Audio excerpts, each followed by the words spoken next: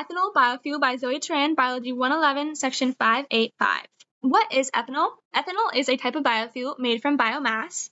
Biomass is various plant materials or organic materials that can be used as fuel, and biofuel or ethanol itself is denatured alcohol that is mixed with gasoline. How is ethanol produced? This is the current version.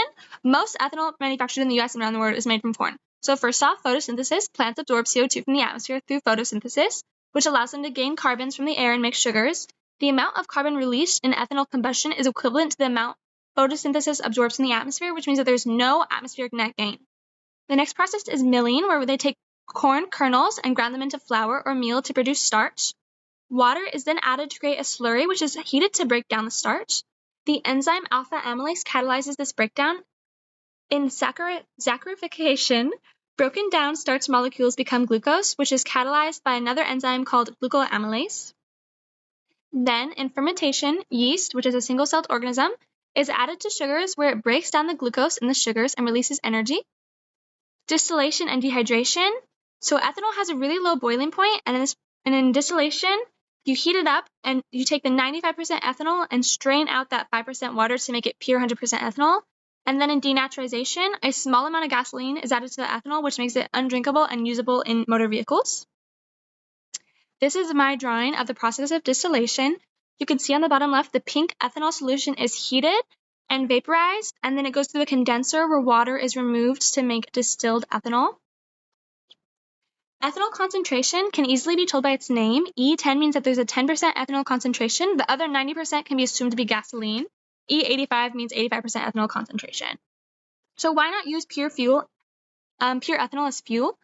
Ethanol's main use is for motor fuels in vehicles, and the problem is it has a really high octane level. Octane is a fuel's ability to resist knocking or pinging during combustion caused by the air-fuel mixture detonated prematurely in the engine.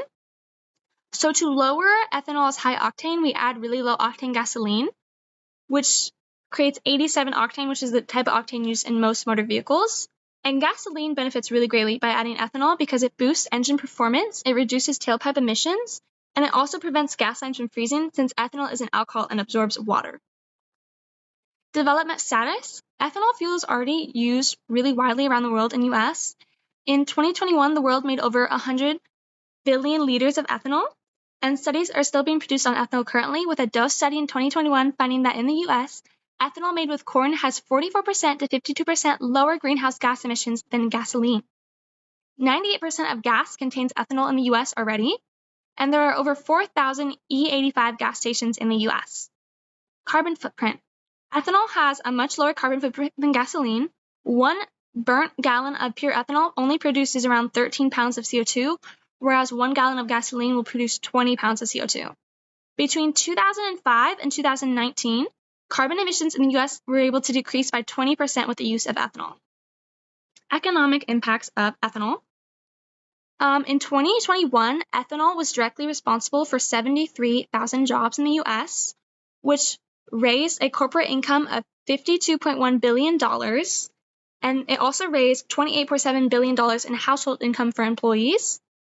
In 2022, ethanol production used 5.3 million bushels of corn, which employed so many farmers around the country. Efforts to make ethanol widely available to the community. The US government has 3 programs I'm going to talk about here, but it has way more. But the main ones are the Biomass Crop Assistance Program, which offers financial assistance to landowners and operators producing biomass feedstock crops to advance biofuel production.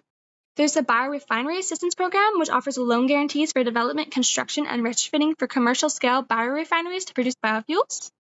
Then there's the Bioenergy Program for advanced biofuels, which just offers eligible producers of biofuels or fuels made from other biomass to be able to receive payments to support an expansion of production. My recommendations moving forward. First off, I just want to increase public transit in general. Cities should be subwayable and busable. Subways already run off electricity, and buses can be run off biofuel to reduce carbon emissions.